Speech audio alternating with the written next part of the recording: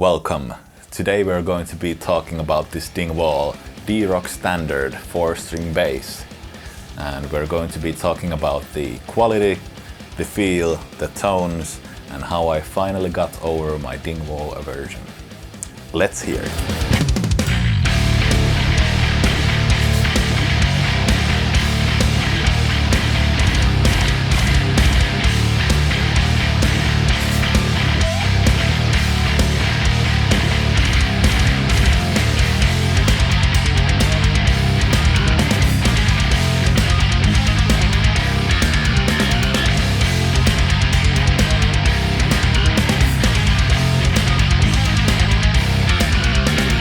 Let's get this out of the way first. Yes, I did talk about Dingwall aversion.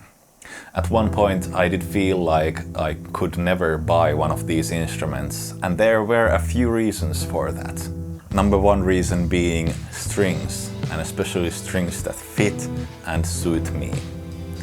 I'm a sweaty guy, my fingers sweat a lot when I'm playing, and I destroy strings like there's no tomorrow.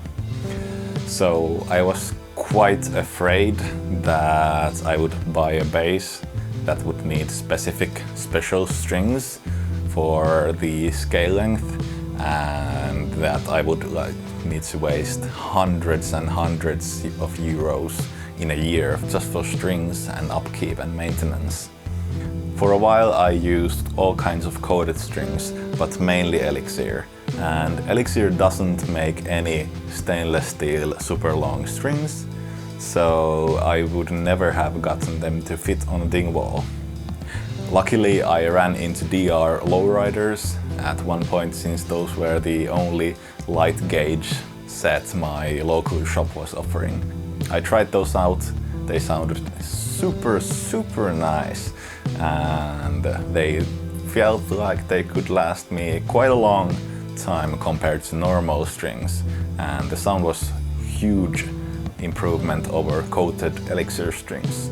And as luck has it, the standard DR strings are wound to 38 inches, so they fit the 4-string Dingwalls perfectly, and not the 5-string Dingwalls with 37-inch scale length. For that they actually make the extra long strings, so there's my string problem avoided. Reason number two for not getting a Dingwall is quite obvious, and that is the price. These instruments cost quite a lot of money, and since I am a musician, I don't have a lot of money to spend, especially with all my other basses as well. Third reason is much more personal, and that is that I didn't want to buy the bass that everyone else was using as well. Yes, I am a hipster, or I at least have the hipster mindset. So, why did I buy a Dingwall? Well, I was watching a Metallica live video, and James Hetfield was playing his Explorer live. And that is badass. So I began looking into getting an Explorer bass or Thunderbird bass or any kind of offset bass that would make me rock out as hard as James Hetfield. In my search I encountered many problems that the Thunderbird shape and the Explorer shape usually have, and that is mainly they weigh a ton, they have usually quite a lot of issues with neck dive, and I didn't like the idea of fighting my instrument or just another heavy bass that would wreck my back. I'm almost 30, I need to think about these things. So I ran across the Dingwall D-Roc. It's a Dingwall, it's a fan fret, but there's a really nice 4-string version that could accommodate the DR strings that I normally use, and it looked quite nice.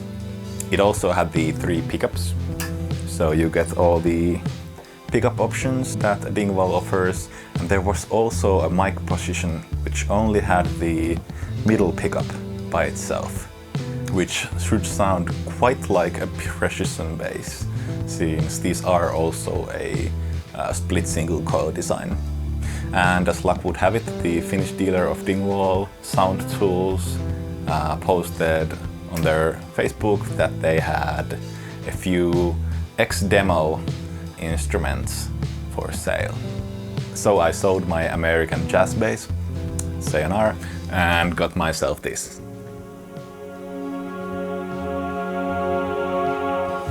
Now, let's talk about first impressions.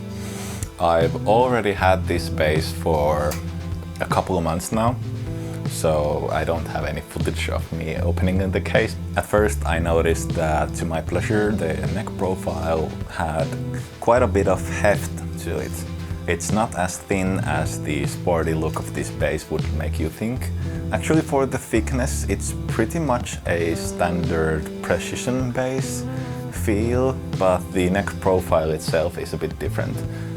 It feels nice and it gives my hand the support I need. When I got this out of the package, I pretty soon noticed that the pickups were super high. These were almost touching the strings when I depressed the last frets, so I had to lower them quite a lot. Now they are pretty much okay, and there's still room to lower them a bit according to Sheldon's setup instructions.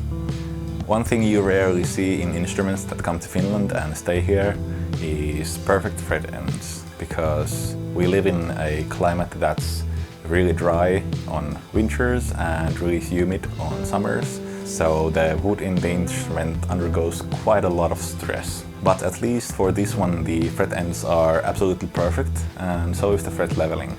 The nut was a bit high from the factory, but I also had it filed to accommodate a bigger string set, so we took care of that at the same time. This instrument comes with the Dingwall gig bag, and inside the gig bag are also the Dunlop strap locks. To make this model balance perfectly, this instrument doesn't have any normal strap buttons. Instead, it has the Dunlop's flush mount strap lock system. And there's one here and one right here. Now, you might have noticed that I've already gone and done some modifications to the bass. These include a pull-down bar on the headstock. It makes my life a lot easier. And also the pickup selector is different.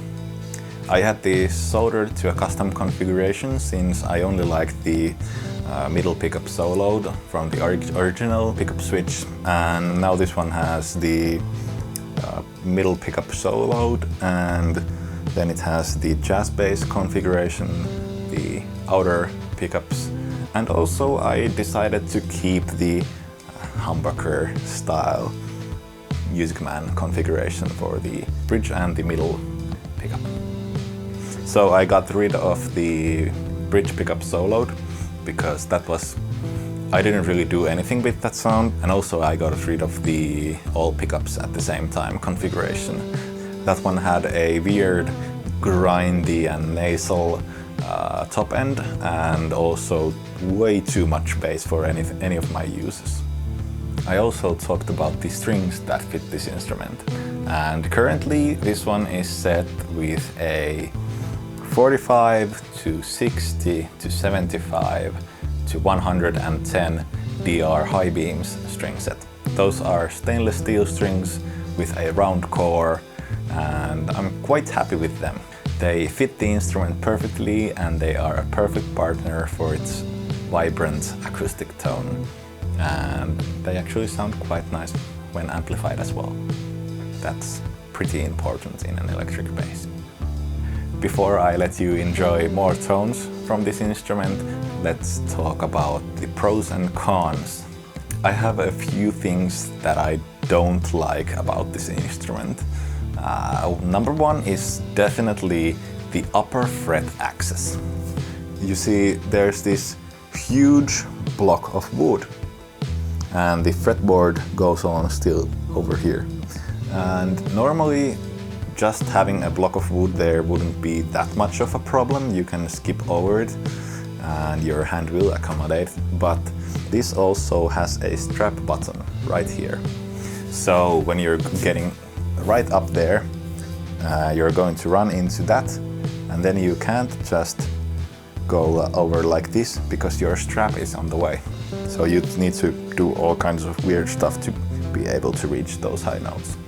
I already had some trouble with it on a live gig, since I was sliding up for an octave and I couldn't quite reach it. Not as easily as I might have on a more traditional instrument.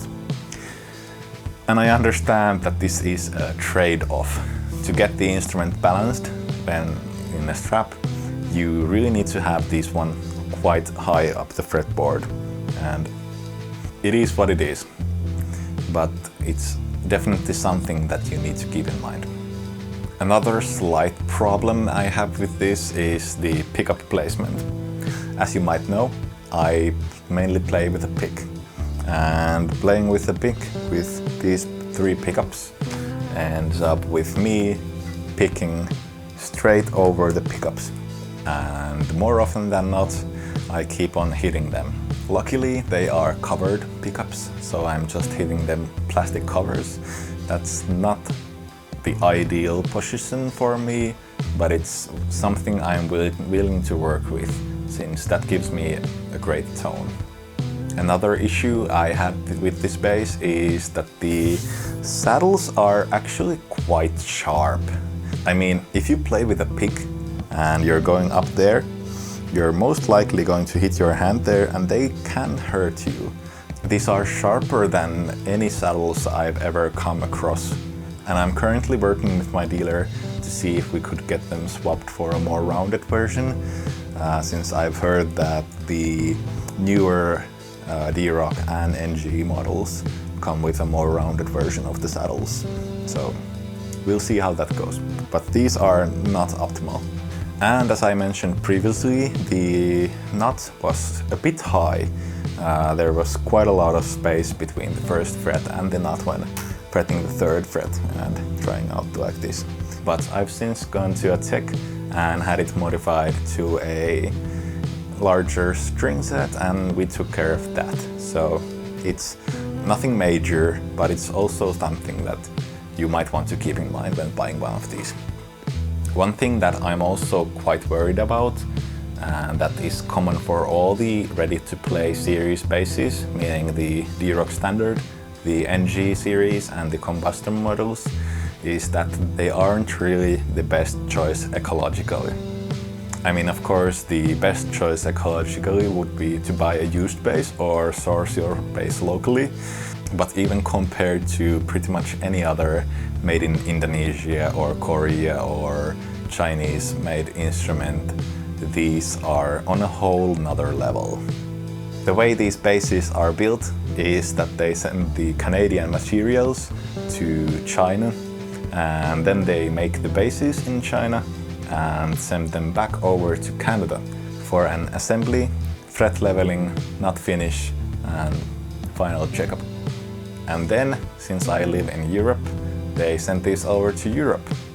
That makes quite a lot of trips over the Atlantic. And yeah, that's also something to keep in mind these days. But my number one complaint with this specific instrument and this finish is that it doesn't stay satin for any amount of time. I've had this for 2 months and it's already glossy from over here where my shirt goes, and also over here where my hand stays. So yeah, there's also the areas around the strap lock pins are quite glossy already. So yeah, if that's not what you're into, I suggest getting another bass, or maybe one that's gloss finished. But now let's go over the pros. Number one is that this instrument is a serious pleasure to play. I got it from the box and tried out the Meshuggah combustion riff just to see how well my fingers could acclimate to the fanned frets, and I had no problems whatsoever. So it really doesn't take any time at all to get used to the fanned frets, and after that it plays like no other bass I've ever tried. And number two is the balance. This bass is really balanced.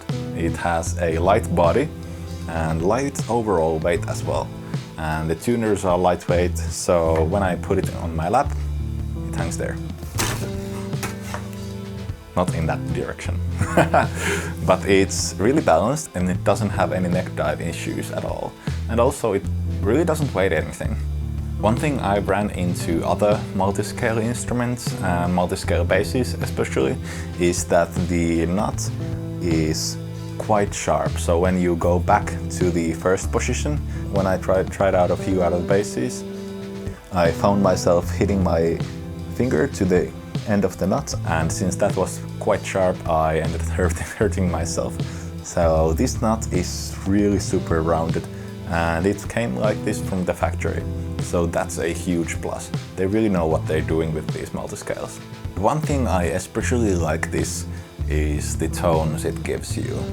These are not your typical bass tones. They have really much bass in them, so I had to tweak my settings a bit and I couldn't find any way to make the Neural DS Parallax work with this bass, not without getting super muddy and all weird. I especially like the P-bass pickup position, or the middle pickup alone, and you can hear that on my Combustion cover.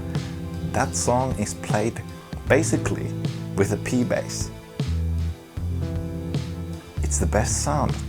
And I also really like the pickup toggling. I've never been that much of a fan for having two volumes, one for either pickup or having a blend control, so I really dig this.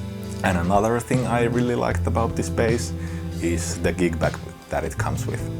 I know it's like a 1,800 euro instrument right now, and it comes with a gig bag, and that might sound weird, but I don't have a use for a hard case. And the gig bag that they provide is really solid.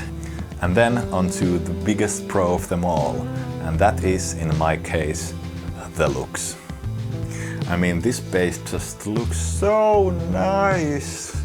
It has that traditional feel, but with some modern appointments, and that's just the thing I look for in my instruments. So you're going to see me rocking this one out more in the future. Thanks for watching, and I hope you enjoyed the video, or at least found it informative. I'll see you next time on the way of the bass. Bye!